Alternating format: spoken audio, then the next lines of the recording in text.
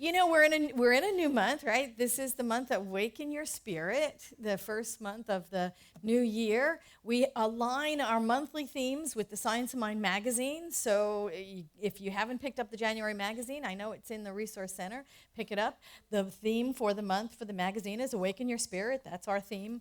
And so the talks reinforce a lot of what's written in the magazine. A lot of the articles will be, you'll find complementary information there. The daily guides will support you in awakening your spirit, and so will these Sunday talks. So see, it's all connected. There's only this one mind. It works. It really does. So this month, the theme is Awaken Your Spirit. And last week, we talked about wake up. Wake up. And so this week, we're going to finish up that part of the talk with smell the coffee. Right? Isn't that the theme? Wake up and smell the coffee. And it's kind of a way of saying, snap out of it. It usually, where I come from, it usually was accompanied by a smack in the back of the head, right? Wake up, smell the coffee. This is what we're talking about. Pay attention. Pay attention. It's a way of saying pay attention. As opposed to that other common saying, which is stop and smell the roses. It's a little different. It's a little different. Is it two ways of saying the same thing? I'm not real sure. We'll explore that because I'm not really, really sure. I think it depends on how we define those two statements. For me, wake up and smell the coffee is about put your attention on the stuff in front of you that needs attending. It's about seeing what's in front of you to do that maybe you're not seeing. It's kind of the 2x4 experience. Anybody familiar with that? Like if we're denial, we could be in denial. We could just not be paying attention. You know how when your life goes on automatic pilot sometimes and you're just sort of cruising through and you're unaware and you're not really paying attention. And life has a way of waking us up, getting our attention. It's usually not the 2x4 experience right away. It's usually like the pixie stick experience. Those little tiny pixie sticks, little tip, tap, tap, tap, tap, wake up, get your experience, get your attention. And if the little pixie stick doesn't work, then they use a broomstick. And then the broomstick is like, whack, whack, whack, let's get your attention. And if that doesn't work, then life has a habit of coming at us with the 2x4. And then it's like bang, bang, like wake up, wake up. So for me, waking up and smelling the coffee is about running interference with that, and not allowing it to get to the 2x4 experience, but waking up and seeing what's in front of me to do. I need to wake up to the stuff that maybe I've been blind to, or maybe I'm in denial around, maybe the stuff, the stuff that you can see so clearly in your friend, that they're like totally oblivious to. It's that kind of stuff, and we all have it. That person, that friend you've got that always dates the same kind of person over and over and over again and then wonders why it doesn't work, Or that person who always gets the same boss over and over and over again.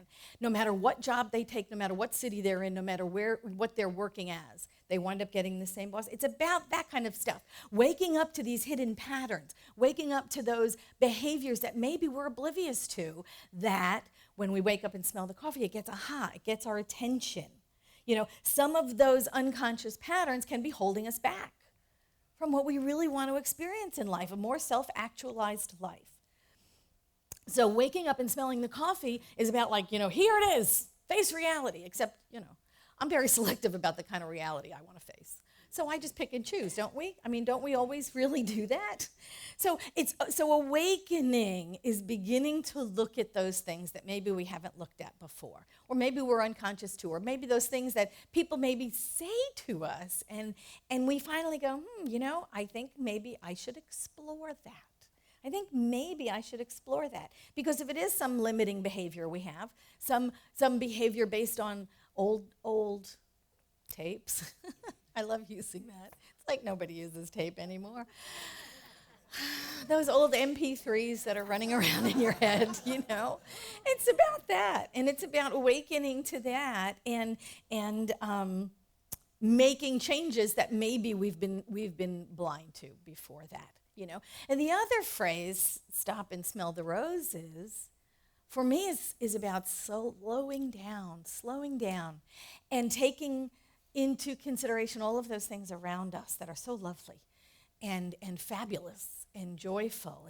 And it's about seeing the good that's already there, that maybe because we are so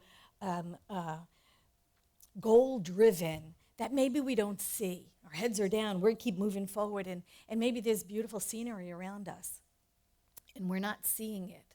And so that, for me, is kind of the difference between the two sayings. You know, the smell the roses saying is just enjoy the ride. Enjoy the ride. Look around us. Find the treasure buried in the sand right beneath our feet. To find the gems, you know, that are in our everyday environment that we just sort of are oblivious to. It's to find and to see the good that is all around us. And it's also to see the good that we can't see all around us. Right? Have you ever been in that condition where it doesn't look like good? It looks like it looks like anything but good. Right? And it's to stay in the consciousness of there's good here and I know it, even if I can't see it. It's a call to awaken, right? To find the goodness that may be hidden. You know, there's good all around us all along, and sometimes the conditions look something other than good.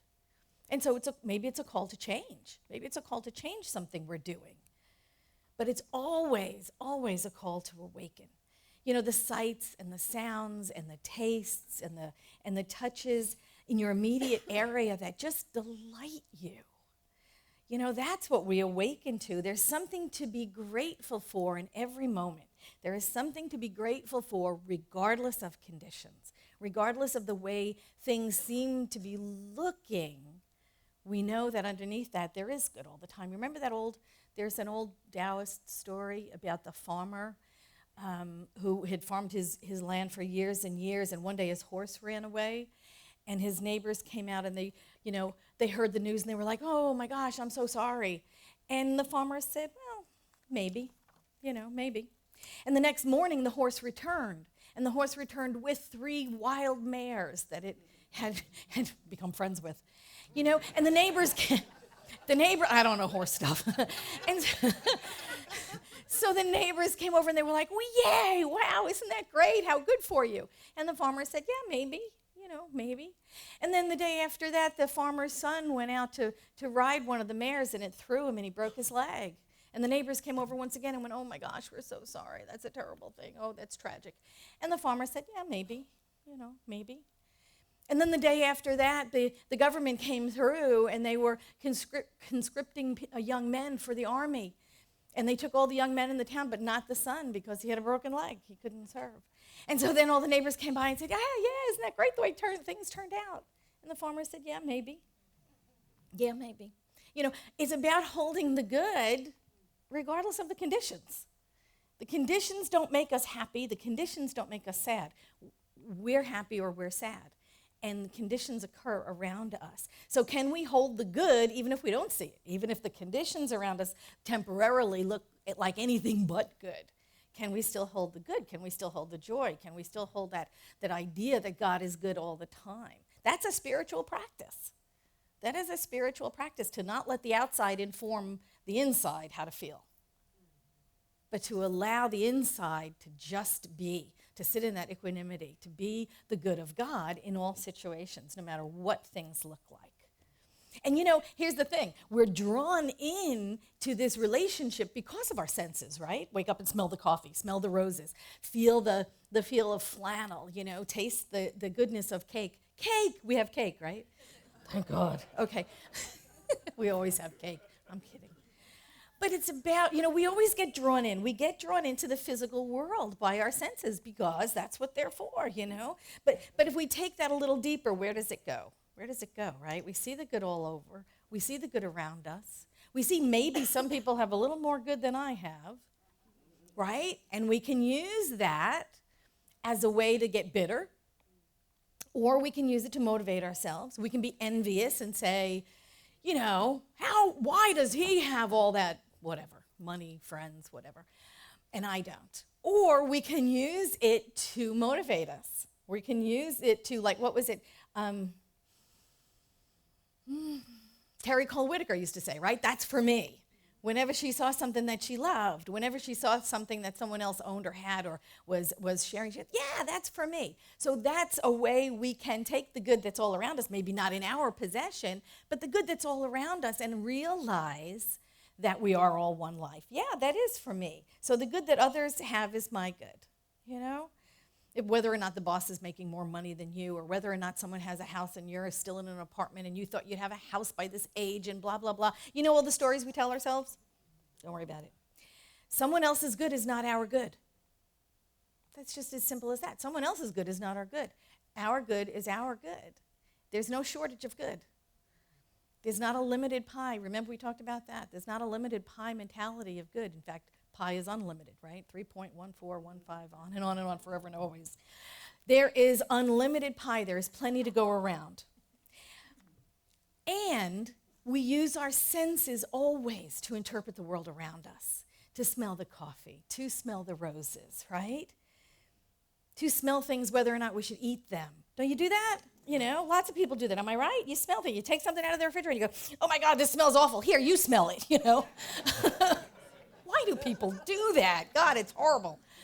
But we do that so that we know whether or not, you know, we're going to kill ourselves. Really, honest to God. We use our senses for that. We hear fighting outside. Maybe we hear gunshots. Well, in this country, you hear a lot of that. It gets our attention through our senses. Hey, we're alert, we're awake, we're on guard, so that we stay safe. Our senses help us pay attention to our surroundings, so we don't poison ourselves, so we don't put ourselves in the line of fire. And what gets our attention can control our behavior, right? What gets our attention can control our behavior. I was reading an article the other day in the Harvard Law Review, and I don't know why, but I was. And it was really very interesting, and then they had hired psychologists, Disney hired psychologists to go around in Disneyland, Disney World, and what they wanted to do was they wanted to find out what the little kids' attention is drawn to more than anything else. They wanted to see what the little kids paid the most attention to. Was it the big fuzzy creatures, you know, the big costume guys that walk around the park, or was it the rides, or was it the treats, the sweet treats, or was it the souvenir shops? What was it that the little kids paid the most attention to? And you know what it was? Their parents' cell phones. Isn't that awful? I know, it just broke my heart. Their parents' cell phones. And here's the deal. It's because, and mostly when the parents were on them. Because they weren't getting attention. They weren't sharing this experience. The parents were off doing their own thing almost. And getting that undivided attention is the first ingredient in a strong relationship, right? It's the bond of a relationship, is getting someone's attention. And also, attention shapes the brain. We know this. We know this. And so if we're not paying attention, there's a relationship here, but it's not really a relationship, right? You know, because the communication is not there. The attention is not there. The communication is not there. I think, wasn't it Oscar Wilde? I'm trying to think. I think it was Oscar Wilde who said, the biggest challenge with communication is we think we're having it. You know, yeah, right? It sounds like him. And that's exactly what was going on, you know. There's this breakdown, there's this thing. And what we absolutely know is that attention shapes the brain. We know this, right? The law of attraction. We've already talked about this. Well, we've talked about this for years. The movie The Secret. You know, where our attention is placed, that's what winds up growing. The things that we're predominantly concerned with, predominantly focused on day in and day out, with feeling, this is the stuff that we wind up growing. So if we're going to wake up and smell the coffee, if something's going to, bless you, if something's going to get our attention and we're going to put our attention on it, that's what's going to grow. Ernest Holmes said this. He said, we are so intimately connected with the universal creative God power that it is impossible to get away from it. Hence, we never have to wonder whether or not we are in touch with it. It is where we are and we are in it. It is in us. It is around us and flowing through us. We give direction to it. We have the perfect right to use it for any legitimate purpose of self-expression. If our whole intention is toward more life for ourselves and others, then nothing bad can result from our use of this law. So he says it really clearly, more clearly than I have up till this point. He says our attention plus our intention equals manifestation. That's what he's talking about. Where we place our attention grows. Where we focus grows. So our attention plus intention, our desires, our feelings, our thoughts, that MP3 that we keep going back to over and over again, that will shape our lives. And that's why it's so important we pay attention. That's why it is important we wake up, right? We don't want to be on automatic pilot. We want to know what we know, and we want to know what we're growing.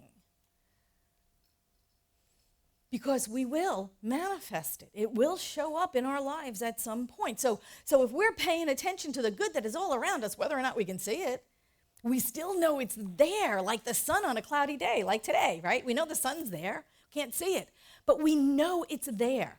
And we approach life that way.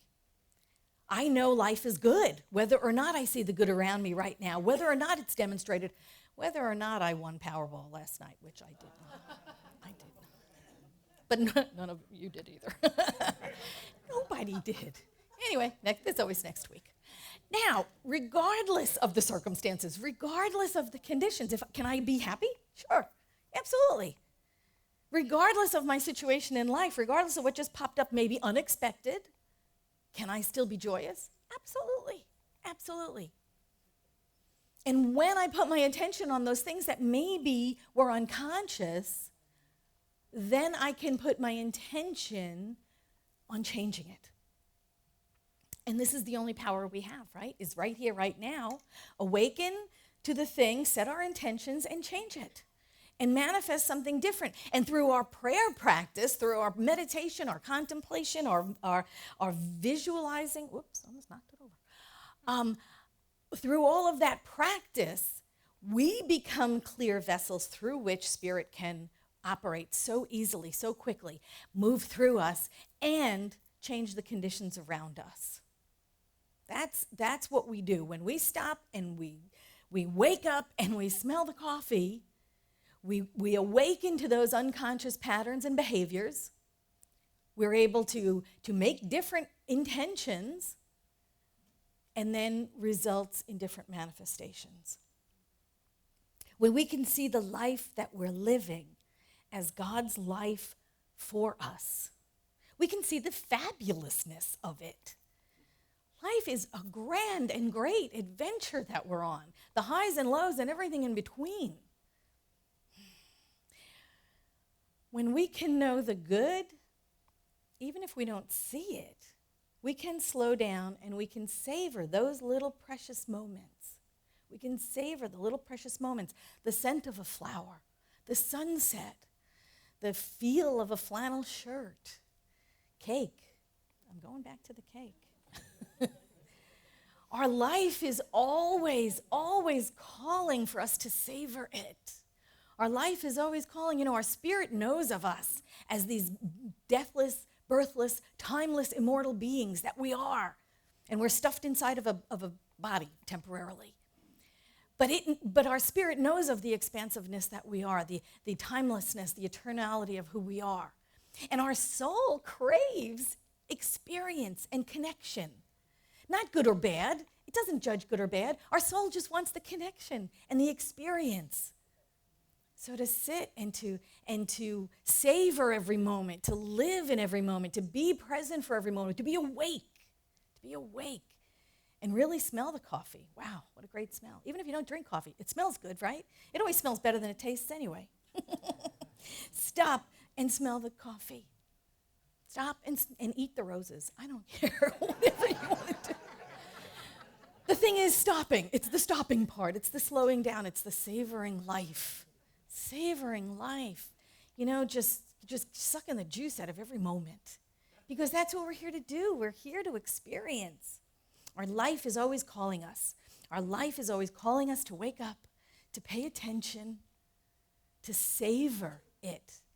Mary Oliver said this. She said, instructions for living a life. Pay attention, be astonished, tell about it. That's it. That's it.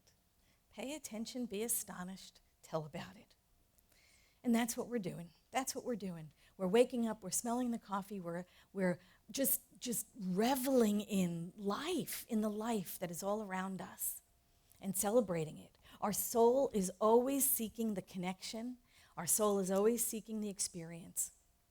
We're always being called to wake up and smell the coffee and slow down and smell the roses. Life is forever trying to get our attention, to put our intention towards something so that we can have the manifestation that we desire. And isn't that what we're here for? Right?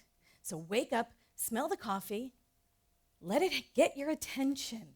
Put your attention on whatever that thing is in your life and set your intention and harvest the manifestation. Thank you so much.